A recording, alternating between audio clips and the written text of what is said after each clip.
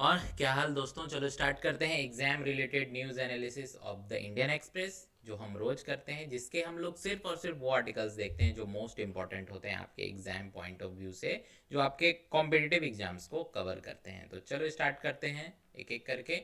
तो Pak opens more border centres to spur return of Afghan migrant. जैसे मैंने आपको बताया था कि लास्ट डेट दी थी पाकिस्तान ने कि अक्टूबर 30 तक ही डेट है, उसके बाद आपको जो भी रिफ्यूजीज हैं, राइट, इसमें देखो अफगानिस्तान का नाम नहीं लिया था, बट वो आप सोचो कि बिना बोले भी वही था, क्योंकि उन्होंने बोला था जो भी फॉरेन नेशनल बिना पेपर के यहाँ पे रह रहे हैं उन सबको वापस जाना पड़ेगा, अदरवाइज हम उनको जो है जेल में डालेंगे, उनके ऊपर एक्शंस लेंगे या फिर उनको जो है डिपोर्ट करेंगे। तो उससे बेटर लोगों ने जो है सोचा कि भाई चलो कि खुद ही चले जाते हैं। तो इसलिए जो है और ज़्यादा बॉर्डर्स उसने ओपन कर दिए to speed up the returns of the thousands of undocumented Afghans, वैसे लोग जिनके पास कोई रहने के लिए प्रॉपर कागजात नहीं है। और इसके लिए जैसे जो है पाकिस्तान ने कई लोगों को जो है इग्नोर किया, जैसे यूनाइटेड नेशन ने रिक्वेस्ट की थी, राइट्स ग्रुप ने, ह्यूमैनिटेरियंस ग्रुप ने, और वेस्टर्न एम्बेसीज के लोग जो है पाकिस्तान में, उन सब ने बोला था कि एक बार आप अपने इस डिसीजन को रिकंसिडर करो, बहुत तकलीफ होगी लाखों करोड़, खास करके बच्चों और फैमिलियों को, जो फीमेल्स हैं उनको बहुत ज़्यादा तकलीफ होगी इस चीज़ से। और यूएन की जो रिफ्यूजी एजेंसी है, इंटरनेशनल ऑर्गेनाइजेशन है for migration, and UN children's fund Friday express, जो उन्होंने फ्राइडे को कंसर्न रेज किया कि safety of the children and the families इस एक्सपल्सन से जो उनको अफेक्ट होगा उसका जो है बहुत मैटर कर सकती है, उनको प्रॉब्लम हो सकती है। और जो अफगानिस्तान के जो तालिबान लेड एडमिनिस्ट्रेशन है, उसके जो प्राइम मिनिस्टर हैं मुल्ला हसन अखनूद, उन्होंने भी एक्सप्रेस किया है कि भाई ये गलत चीज़ है। उन्होंने बोला है कि it's 100% against all the principles. तो इससे जो है आप समझ सकते हो कि पाकिस्तान और अफगानिस्तान की रिलेशन जो है वो और ज़्यादा बिगड़ेगी। तो उन्होंने साफ साफ कहा कि ये 100% अगेंस्ट है all the principle, come and talk face to face, कि अगर कोई प्रॉब्लम है भाई तो फेस टू फेस बात करो, ह्यूमैनिटेरियन ग्राउंड पे ऐसी चीज़ें मत करो जिनसे बच्चों और फैमिली को तकलीफ होगी, राइट। जैसे अब उन्होंने जो है नासिर खान, जो डिप्टी कमिश्नर हैं खैबर डिस्ट्रिक्ट के, जो जहाँ पे सबसे ज़्यादा माइग्रेशन जो रिटर्न जा रहे हैं लोग, तो उन्होंने कहा कि अब जो फैसिलिटीज़ है वो main north western border crossing पे वो जो है इंक्रीज़ की, हमने 3 टाइम्स किया है कि अब ज़्यादा लोगों को लाइन ना लगाना पड़े, क्योंकि स्टार्टिंग में जो है जो अफगानिस्तान में लौट रहे थे उन्होंने बोला कि उन्हें बहुत ज़्यादा हार्डशिप फेस करनी पड़ रही है। जैसे कि एक है, जैसे उन्होंने कहा कि we had very bad situation, Mohammed Ismail Rafi जो लौटे हैं, उन्होंने बोला मैं 22 साल से रह रहा हूँ था पाकिस्तान में, in the south western Pakistani border town पे, और जहाँ पे मेरा खुद का रिटेल बिजनेस था, बट अब मुझे वापस आना पड़ रहा है अपना सारा बिजनेस वहाँ का ही सारा कुछ छोड़ के। तो इस तरह के कई प्रॉब्लम हुए हैं। ओके, चलो फिर आगे बढ़ते दूसरा आर्टिकल। मोदी जी ने जो अपने जो काउंटर पार्ट हैं, जो प्राइम मिनिस्टर हैं यूके के ऋषि सुनक जी, उनसे बात की है, अबाउट डिस्कस किया है अबाउट गाजा और एफटीए प्रोग्रेस, जो हम काफ़ी दिनों से देख रहे हैं कि जो G7 में भी जो मीटिंग हुई थी वहाँ जापान में, वहाँ भी जो है फाइनल टॉक हुई एफटीए से रिलेटेड, तो वो अब ऑलमोस्ट अपने फाइनल स्टेज पे आ गया है, जहाँ पे फ्री ट्रेड एग्रीमेंट साइन करेगा इंडिया और यूके आपस में। ओके, और मोदी जी ने कॉन्ग्रेचुलेट किया है ये सुनक जी को कि सक्सेसफुल कंप्लीशन हो गया उनका, 1 साल हो गए उनको प्राइम मिनिस्टर बने हुए। और साथ ही साथ उन दोनों ने ट्विटर पे भी पोस्ट किया है, जो एट प्रेजेंट अब एक्स हो चुका है, जिसका नाम बदल के। तो मोदी जी ने कहा कि अर्लियर दिस इवनिंग मैंने बात की UK prime minister Rishi Sunak जी से, डिस्कस किया कि हमारा बायलेटरल रिलेशन और स्ट्रॉन्ग हो, और एक्सचेंज किया views the situation of West Asia, बोले तो इसराइल और पैलेस्टीन को लेके। और याद रखना ये जो है, जो इन दोनों ने बात की है, ये फेस टू फेस नहीं की है, ये टेलीफोनिक कन्वर्सेशन था, राइट, ये टेलीफोनिक कन्वर्सेशन था, जहाँ पे इन्होंने बात की इन सारे मुद्दों के अलावा इसराइल और हमास, वहाँ पे बोला कि भाई डीप कंसर्न जाहिर किए दोनों की कि जो टेररिज्म है, जो सिक्योरिटी सिचुएशन है, और जो लॉस ऑफ सिविलियन लाइव्स है, वो काफ़ी ज़्यादा जो है स्ट्रेसफुल सिचुएशन है, ऐसा कहीं भी नहीं होना चाहिए, need to work towards the regional peace, security, stability, right, इन सारी चीज़ों पे बात की। और साथ ही साथ जो है एक दूसरे को दिवाली भी विश की, क्योंकि पता है आपको ऋषि सुनक भी जो है इंडियन ओरिजिन के, और उनकी वाइफ भी जो है, आपको पता है उनकी वाइफ किन की बेटी है, किस इंडियन बिजनेसमैन की बेटी है, आप मुझे कमेंट करके बताओगे। बिजनेसमैन का नाम आप मुझे बताओ, मैं आपको एक हिंट देता हूँ, उनकी माँ का नाम बताता हूँ, सुधा मूर्ति है। तो अब आप उनके फादर का नाम बताओगे मुझे कमेंट करके, उन्हीं की बेटी हैं, राइट। चलो आगे बढ़ते हैं। दिवाली विश किया, और साथ ही साथ पीएम ने फ्राइडे के दिन जो है यूएई के प्रेसिडेंट मोहम्मद बिन जायद से भी बात की, और दोनों लीडर ने डिस्कस किया है कि security scenario and the loss of civilian lives in the region. Which region? Israel और हमास। और ये किस रीजन में है आपको पता है ना, वेस्ट एशिया रीजन में है। उन दोनों ने बोला कि हाँ, we agree on the need for early resolution of security and humanitarian situation जो है उसको सुधार लाना होगा, और ह्यूमैनिटेरियन एड जो है, जो मदद है, मानवीय सहायता है, वो पहुंचनी चाहिए, राइट। रीजनल पीस होना चाहिए, स्टेबिलिटी होनी चाहिए इन एवरीवन्स इंटरेस्ट। मोदी जी ने इसको किस पे पोस्ट किया है?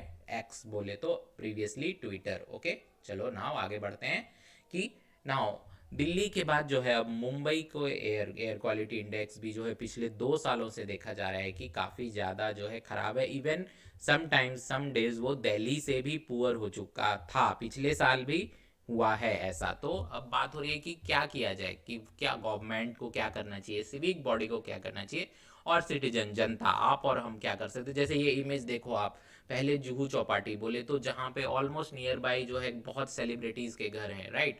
कई अक्षय कुमार, अमिताभ बच्चन, इन जैसे सेलिब्रिटी इसी बीच के आसपास रहते हैं। ओके, तो ऐसी जगह पे जो है आप देख रहे हो एयर क्वालिटी, जहाँ पे बहुत पॉश एरिया है वहाँ का ये हाल है। तो सोचो, नॉर्मल रोड पॉल्यूशन, यहाँ पे लोग मॉर्निंग वॉक के लिए आते हैं, फ्रेश एयर खाने जाते हैं, तो ऐसी जगह का ये हाल हो रखा है।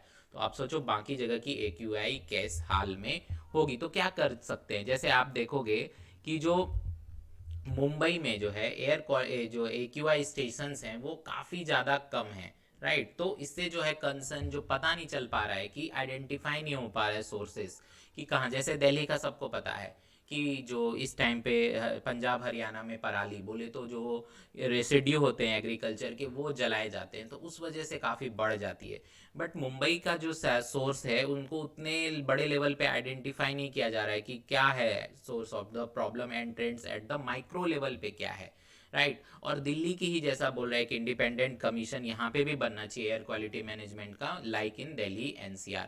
अपग्रेड करना चाहिए अपने टेक्निक, क्योंकि मुंबई में देखो हवा इतनी खराब नहीं थी पहले, राइट।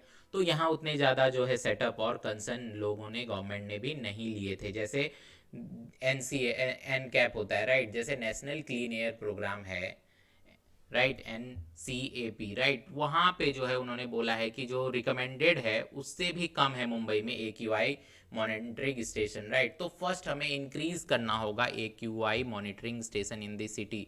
ऐसा कहना है कि मुंबई में सिर्फ 21 है, which is less than a third of the national clean air programme के रिकमेंड नंबर से। तो आप समझ ही सकते हो कि कितने। और दिल्ली इस मामले में अब जो है काफ़ी ऊपर हो चुका है, वहाँ पे 2018 में ही मोर देन 30 थे। तो आप समझ सकते हो कि डिफरेंस क्यों हुआ है इतना। ओके, तो चलो देखते हैं बाकी क्या कर सकते हैं। अपग्रेड कर सकते हैं टेक्निकल इंफ्रास्ट्रक्चर को, कैरी आउट कर सकते हैं emission based study to frame and implement policies relating to vehicular pollution, जैसे दिल्ली में है BS3 BS4। जैसे अभी GREP वहाँ पे 3 आ गया, ऑटोमेटिक वो लागू हो जाता है। जैसे जैसे AQI का लेवल बढ़ता है वहाँ पे GREP जो है वो लागू हो जाता है। जैसे अभी GREP 3 है, तो वहाँ पे अभी जो है जैसे जो कई सारी चीज़ें हैं, जैसे कंस्ट्रक्शन हो गई, बहुत सारी चीज़ें, जैसे डीजल और पेट्रोल जो 10 साल से पुरानी व्हीकल है वो अब बैन हो जाएंगी, उनको सड़कों पे नहीं चलने दिया जाएगा। तो कई सारे जैसे जैसे आप इम्प्लीमेंट करोगे प्रोग्राम, तो कई सारा GREP जो है खुद ही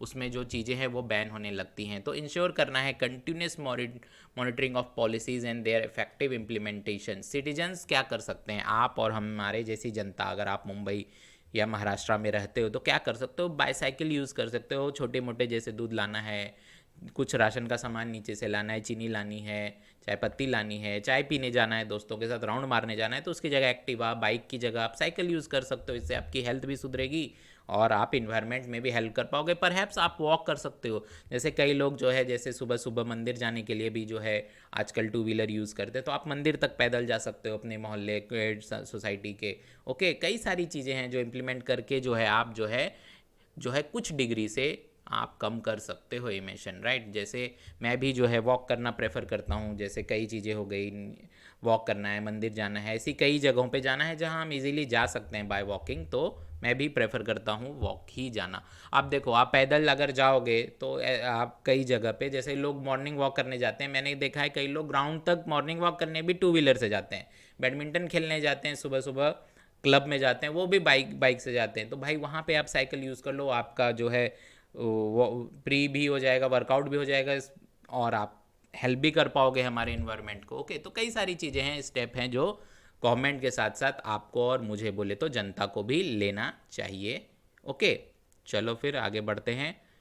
जैसे देखो आप कि लंदन में जो है private vehicles are not allowed in certain places that are well connected by public transport, कई सारी चीज़ें हैं। जैसे दिल्ली में देखो मेट्रो के फेरे बढ़ा दिए, 21 जो है टाइम्स मेट्रो, 21 और मेट्रोज चलेंगी अब दिल्ली में, जैसे अभी दिल्ली का है, राइट। जैसे मैंने आपको बताया दिल्ली जो ने कैसे अरेंज किया है, दिल्ली ने अपना मेट्रो के फेरे बढ़ा दिए, वो ट्रांसपोर्ट बढ़ा रहा है। 530 sensor beds AQI monitoring stations हैं 38 डिस्ट्रिक्ट बिहार में। तो सब देखो काम कर रहे हैं, हर एक स्टेट काम कर रहा है। आप सोचो बिहार जैसा स्टेट जो काफ़ी पिछड़ा माना जाता है, वहाँ पे 530 sensor based AQI monitoring station have been set up in 38 district in Bihar. और देखो 840 such sensors are bring up across 75 district. देखो जिस रेशियो से बिहार से यूपी बड़ा है, उसी रेशियो, जैसे बिहार में 38 डिस्ट्रिक्ट है, यूपी में 75 है, तो आप उस रेशियो से सोचो कि 840 ऐसे सेंसर्स लगाए हैं। तो बिहार और यूपी जैसे स्टेट जब काम कर रहे हैं, तो मुंबई को भी थोड़ा सा अवेकनिंग, मुंबई में जो भी बॉडी है उसको और सीरियस होना पड़ेगा। तो Mumbai too can look into this, not that the metro network is becoming operational in phased manner, जैसे मुंबई में शुरू हो रहा है। ऐसी कई सारी चीज़ें, पब्लिक ट्रांसपोर्ट और बढ़ेंगी तो यहाँ भी लोग 2 व्हीलर 4 व्हीलर का यूज़ कम करने लगेंगे। नाउ चलो देखते हैं direct listing on foreign exchange, what does it mean for Indian companies. जैसे अब गवर्नमेंट ने अक्टूबर जो 30 है उसमें अमेंड किया था, किसको, इंडियन कंपनीज अमेंडमेंट बिल 2020 को किया था, जो कि इफेक्ट होगा फ्रॉम अक्टूबर 30 से।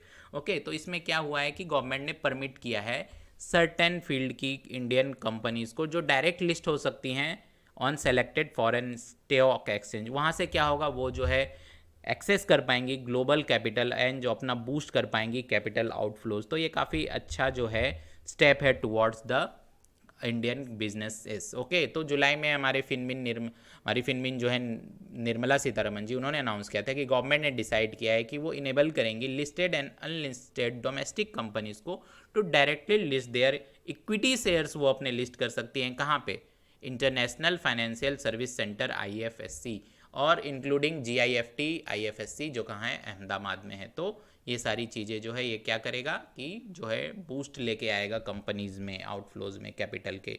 नाउ MCA जो है मिनिस्ट्री ऑफ जो है वो कंपनीज अमेंडमेंट बिल 2020 क्या कर रहा है, इंट्रोड्यूस हुआ था लोकसभा में बाय द फिनमिन इन 2020। तो बिल ने क्या बोला कि कुछ सर्टेन क्लास की पब्लिक कंपनी को हम अलाउड करेंगे इन फॉरेन लिस्टिंग। ओके, तो जैसे कि एट प्रेजेंट आज के डेट में, इससे पहले जैसे अब अक्टूबर 30 आपको पता है वो डेडलाइन हम क्रॉस कर चुके हैं, मतलब अब हमारी कंपनियां डायरेक्ट लिस्ट हो सकती हैं। तो अब इसके पहले कैसे होता था वो भी आपके लिए थोड़ा सा जानना जरूरी है, मैं बता दूं। इसके पहले क्या होता था कि डोमेस्टिक लिस्टेड कंपनी क्या करती थी, यूज़ करती थी डिपोजिटरी रेसिप्ट्स। ओके, तो उसके थ्रू वो लोग फॉरेन करेंसीज लेके आते थे, जैसे अमेरिकन डिपॉजिटरी रिसिप्ट जो गवर्नमेंट की होती है, जैसे इंडियन गवर्नमेंट भी, याद है आपको, पता होगा इकोनॉमिक्स में कि गवर्नमेंट भी जो है रिलीज़ करती है डिपॉजिटरी रिसिप्ट, तो वो हम बाय करते हैं, राइट। उसके कुछ सर्टेन फिक्स हमें रिटर्न्स मिलते हैं। तो पहले अमेरिकन डिपॉजिटरी और या फिर ग्लोबल डिपॉजिटरी रिसिप्ट्स वगैरह से for listing in the overseas market, तो इस तरह से वो लोग पहले करते थे, अब तो वो कर सकते हैं, राइट, डायरेक्ट। चलो आगे बढ़ते हैं। एक और गुड न्यूज़ है कि इंडिया का फॉरेक्स रिजर्व जो है वो बढ़ा है बाय दी $2.57 बिलियन से। ओके, जबकि आपको पता है मैंने बताया भी था कि बहुत सारा पैसा जो है विड्रॉ किया है फॉरेन इन्वेस्टर से फ्रॉम द मार्केट, फिर भी जो है इंडिया का फॉरेन रिजर्व इंक्रीज हुआ है बाय 2.579 बिलियन से बढ़ गया है, और अब कितना हो गया है 586.11 billion during the week ended on October 27, reserve bank ने अनाउंस किया है। तो इसमें सबसे बड़ा हाथ क्या है, देखो अब $5 बिलियन और रुपी का स्वैप हुआ है conducted by the RBI last year. मतलब ये क्या एक स्कीम लाई थी RBI ने कि जो बैंकों के पास जो है ना फॉरेक्स स्वैप हो जाएगा automatically in one go, right. तो जब डिलीवरी है वो happened without any issue. Entire 5 billion जो है वो बैंकिंग सिस्टम से डायरेक्ट RBI के, बोले आप इन जनरल भाषा में समझो कि बैंकिंग सिस्टम से वो RBI के एक बैंकिंग अकाउंट से, जो इंडिया का बैंकिंग अकाउंट होगा, उससे डायरेक्ट RBI के अकाउंट में चला गया, क्योंकि एक कॉन्ट्रैक्ट साइन किया था आरबीआई ने with the various banks on a 1.5 years back. So automatically जो डॉलर्स थे बैंक के पास पड़े हुए वो डायरेक्ट जो है अकाउंट से आरबीआई के अकाउंट में चले गए, ये कहना है हमारे treasury official at a public sector bank. Okay, तो इस तरह से जो है काफ़ी बेहतरीन सिस्टम है ना। हमारा अगला आर्टिकल है कि हमारी फाइनेंस मिनिस्टर जो हैं निर्मला सीतारमण जी, उन्होंने एक बहुत ही अच्छा जीएसटी में अगर कोई आपको लगे कि आपकी फाइलिंग में या आपके टैक्सेशन में प्रॉब्लम है तो एक स्कीम लॉन्च की है जिससे आप डायरेक्ट अपील कर सकते हो against GST demand orders, right. तो एक जो फाइनेंस मिनिस्ट्री है उन्होंने एक एमनेस्टी स्कीम लाई है फाइलिंग अपील्स अगेंस्ट जीएसटी। इससे क्या फ़ायदा होगा, ये स्कीम जो है ओपन रहेगी जनवरी 31, 2024 तक for the entities were unable to submit their appeals. जैसे जो लोग अपील को नहीं सबमिट कर पाए, जिन्हें नहीं समझ में आया, तो इससे क्या होगा, जैसे जो हमारा central board of indirect tax and custom है, बोले तो सीबीआईसी ने इशू किया एक notification with respect to the scheme on Thursday को ही आई है ये स्कीम, राइट। तो इसके पहले अभी तक क्या हो रहा था कि जीएसटी लॉ ने अलाउ किया था फाइल करने के लिए appeal against an assessment order seeking taxes with in 3 months of the tax officer, right. Tax officer ने अगर कोई डिमांड ऑर्डर पास किया है तो आप उसके खिलाफ अपील कर सकते थे with in 3 months. Now this can be extend में 1 मोर मंथ, एंड जो है जीएसटी काउंसिल ने अप्रूव किया है इस स्कीम को फॉर फाइलिंग अपील्स। इससे क्या बेनिफिट होगा, जैसे आपको जो है ना स्कीम का अगर आपको फ़ायदा लेना है तो आप जो है आपको जितना भी दिया गया है आपको अमाउंट, उसका आपको 12.5% जो है टैक्स डिमांड को सबमिट कर देना है। ओके, एंड इससे क्या होगा कि जो फ़ायदा है large number of tax payers हैं who could not file an appeal in the past within specific period, वो भी अब कर सकते हैं। तो इससे क्या होगा, एक फेयर एंड लीनियंट अप्रोच आएगा टू द अपील फाइलिंग, एक क्लियर इमेज आएगी, एक क्लियर पिक्चर आएगा, इनकरेज करेगा better cooperation with tax authorities को and willingness to resolve disputes जो हो रहे हैं ऑन क्लियरिफाइड टैक्स मैटर्स। तो ये काफ़ी जो है, और इसका एक और फ़ायदा है कि अगर किसी को डाउट है, उसको नहीं समझ में आया, तो वो कहाँ जाता था, लीगल सिस्टम्स पे जाता था, तो वो भी कोर्ट में इस तरह के जो जीएसटी रिलेटेड केस हैं वो कम होंगे। और ये जो प्रो लॉन्ग डिसीजन होता था कोर्ट में, आपको पता है कोई भी केस कोर्ट में गया तो कितनी जल्दी उसका जो है सॉल्यूशन हमें मिलता है, राइट, पता है, क्योंकि इंडिया में नंबर ऑफ पेंडिंग केसेस जो हैं बहुत ही ज़्यादा रहते हैं, आपको पता है। तो इससे बेनिफिट होगा, टैक्स पेयर को भी बेनिफिट होगा और टैक्स एडमिनिस्ट्रेशन को भी बेनिफिट होगा, दोनों का टाइम बचेगा, पैसा बचेगा, और जो बर्डन आएगा लीगल सिस्टम पे उससे भी फ़ायदा होगा, तो लीगल सिस्टम को भी फ़ायदा होगा। तो काफ़ी अच्छी ये स्कीम है। बस आपको एग्जाम पॉइंट ऑफ व्यू से कई चीज़ें ध्यान रखनी है कि कब तक रहेगा, ये ओपन रहेगा टिल जनवरी 31, 2024, और नाम क्या है, amnesty scheme for filing against GST demand orders. Okay, तो ये सारी चीज़ें आपको याद रखनी है। तो गाइज आज के डेट में इतने इंपॉर्टेंट आर्टिकल थे जो आपको एग्जाम पॉइंट ऑफ व्यू से, जैसे फॉरेक्स का आपको याद रखना है कि इंडिया की बढ़ी है, डिक्लाइन नहीं हुई है, और ये स्कीम याद रखनी है, और भी जो मैंने आपको बताया कि इंडिया का एफटीए विद ब्रिटेन, ये सारी चीज़ें आपको ध्यान रखनी है। और अगर आपको कोई भी डाउट हो तो आप हमारे हेल्पलाइन नंबर पे कांटेक्ट कर सकते हो, कोई सजेशन हो आपको तो भी आप यहाँ पे व्हाट्सअप करके हमें सजेस्ट कर सकते हो। और हमारा टेलीग्राम और व्हाट्सअप चैनल की लिंक डिस्क्रिप्शन में है, जाओ वहाँ से ज्वाइन करो, आपको सारी नोटिफिकेशन और जो भी एग्ज़ाम से रिलेटेड इशूज़ है वो आपको यहाँ पे मिलेंगे। और हमारे प्रो काउंसलर्स भी अवेलेबल है, आपको किसी भी एग्ज़ाम में प्रॉब्लम हो तो आप उनसे कॉन्टैक्ट कर सकते हो। तो चलो फिर कल फिर आएंगे आपके लिए हम ऐसे ही आपको एग्ज़ाम रिलेटेड न्यूज़ एनालिसिस लेके। अगर चैनल को सब्सक्राइब नहीं हो तो सब्सक्राइब कर लेना। Bye, take care.